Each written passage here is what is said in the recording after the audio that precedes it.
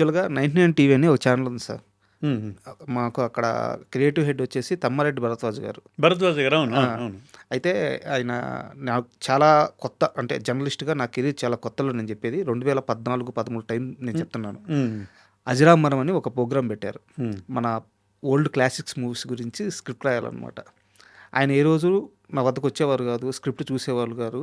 On air అయినాక programme చూసుకొని పక్క రోజు పిలిచి బాగుంది, బాగలేదు, ఏం కరెక్ట్‌గా రాశాను, ఏం కరెక్ట్‌గా రాయలేదు చెప్పేవారు. అలా ప్రతి వారం ఒక సినిమా ఉంటది. సడెన్‌గా ఒక వారం శంకరాభరణం వచ్చింది లిస్ట్‌లోకి. హ్మ్. ఆయన వచ్చి కుర్చీ కూర్చున్నాడు పక్కన. కదలట్ల. "ఏం సార్ ప్రతి సినిమాకి రారు సార్ మీరు. ఏం సార్" అంటే, "ప్రతి సినిమా వేరు, శంకరాభరణం వేరు. ఈ సినిమా గురించి ఒక్క మాట అటు ఇటు అయినా నీ కెరీరు, నా పరువు." ఆయన ఆ! ఉన్నట్టు చెప్పేస్తారు. మొహం మీద చెప్పేస్తాడు ఆయన. అవును. ఆ! "సో, నువ్వు రాసే ప్రతి లైను, నువ్వు రాసే ప్రతి మాట నేను చూడాలి. అసలు ఈ మూడో వ్యక్తి చూడకూడదు. మన ఇద్దరి దగ్గరే ఫిల్టర్ అయిపోవాలి." ఎందుకంటే మళ్ళీ కూర్చోబెట్టి చెప్పారు. ఎందుకంటే రాజా, శంకరాభరణం తరువాత హ్మ్.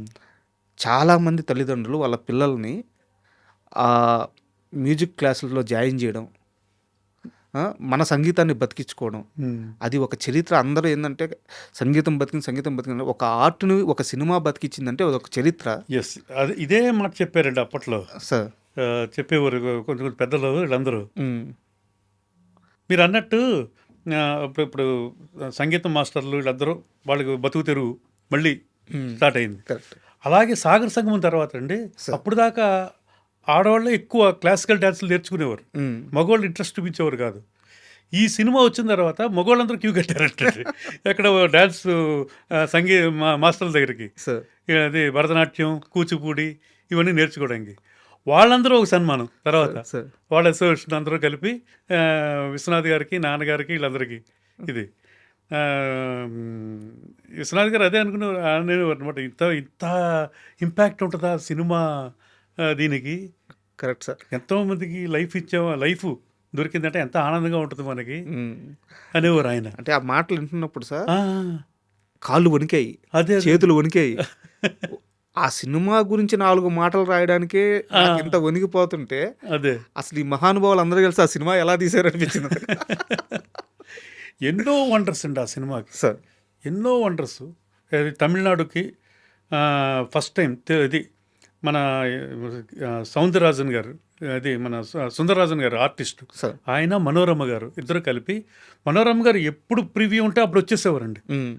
చూసి ఏడ్చేసేవారు. నాగేష్ గారు హ్మ్. వీళ్ళందరూ అక్కడ నడిగర సంఘం అని అక్కడ దాంట్లో వేసేవారు ఎక్కువ. సార్. వాళ్ళే తెలుసుకుని వచ్చేసేవారు. హ్మ్. ఇంకా ఏ షో వేసినా ఎవరికైనా డిస్ట్రిబ్యూటర్ షోలు ఇవన్నీ మాకు ఏంటి 100 షోలు పైన ఒక ప్రింట్ అరిగిపోయిందండి. సార్.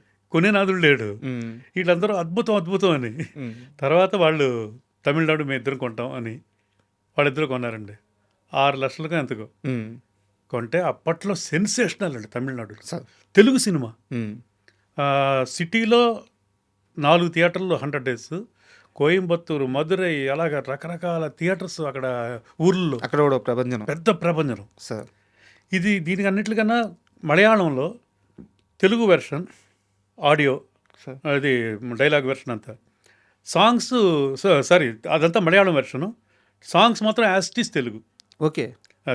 అది ఎవరు ఒక ఆయన మన ఏవిఎం వాళ్ళ తాలూకా ఆయన, పెద్ద మంచి డబ్బు గలవాడు బాగా. సినిమాలు ఇవన్నీ చేసి మొత్తం లాస్ అయిపోయాడు ఆయన. చాలా హ్మ్. చాలా డౌన్కి వచ్చేసాడు ఆయన. ఆయన లాస్ట్ ఛాన్స్ చూద్దామని తీసుకున్నాడు. ఓకే. చేసి ఎక్స్పెరిమెంట్ చేశారు. అది చేస్తే సెన్సేషనల్ హిట్ అండి అక్కడ. సార్. బట్ 4 వారాలకి ఇంకా ఆయన ఆనందం తట్టుకోలేక హార్ట్ అటాక్ వచ్చిపోయాడు ఆయన పాపం. అయ్యా! సక్సెస్ చూడలేకపోయాడు ఆయన. పాపం. అది ఇప్పటికీ మీరు మలయాళం, కర్ణాటకకి దీనికే ఎంత ఎలాండి అది మన శంకరాభరణం గురించి చెప్తే విపరీతమైన రెస్పాన్స్ ఉంటుంది. సార్. ఆ మధ్యన నేను ఒక మలయాళం అది కొట్టారకర రవి అని వాళ్ళ అమ్మాయి పెళ్ళికి వెళ్ళామండి. సినిమా ఫీల్డ్ ఆయన ఛాంబర్ ప్రెసిడెంట్. వెళ్తే అక్కడ కొట్టారకర రవి చెప్పాడు మరి శంకరాభరణం ప్రొడ్యూసర్ ఈయన ఇదని. ఇంకా ఎంత వాళ్ళు తీసుకెళ్ళిపోయి ఇంటర్వ్యూలు ఇలాగండి, ఫుల్ రెస్పెక్ట్ ఇంకా అక్కడ. ఎందా పడం సార్ ఎందే పడం ఇది ఎలాగాళ్ళు. అలాగే కర్ణాటకకి వెళ్తే సార్. అక్కడ ఇదంతా మాకు విశ్వనాథ్ గారు వీళ్ళందరూ మాకు ఇచ్చిన ఒక పెద్ద వరం. ఇంత పెద్ద సక్సెస్ తర్వాత విశ్వనాథ్ గారి రియాక్షన్ ఏంటి సార్? ఏది శంకరాభరణం విషయంలో ఉమ్, ముందుగా చాలా భయపడ్డారు. ఉమ్, బట్ ఇంత పెద్ద సక్సెస్, ఇంత పెద్ద గౌరవం వచ్చిన తర్వాత ఉమ్. ఆయన రియాక్షన్ ఏంటి? నిజంగా చాలా అదృష్టవంతులు ఉండే మనం ఉమ్, అనేవారు నాన్నగారితోటి. ఉమ్, ఇది ఆ, నిజంగా ఇంతలా అవుతుంది అనుకోలేదు. ఏదో బాగానే ఉంటుందేమో అనుకున్నాం కానీ సార్. ఇంత రెస్పాన్స్ వస్తుంది, ఇంత ప్రపంచం సృష్టిస్తుందని అస్సలు ఊహించలేదు. అది ఉమ్, నిజంగా చాలా ఆనందంగా ఉంది. ఇప్పుడు ఇంక భయం వేస్తుంది ఇప్పుడు నెక్స్ట్ సినిమాలు చేయాలంటే.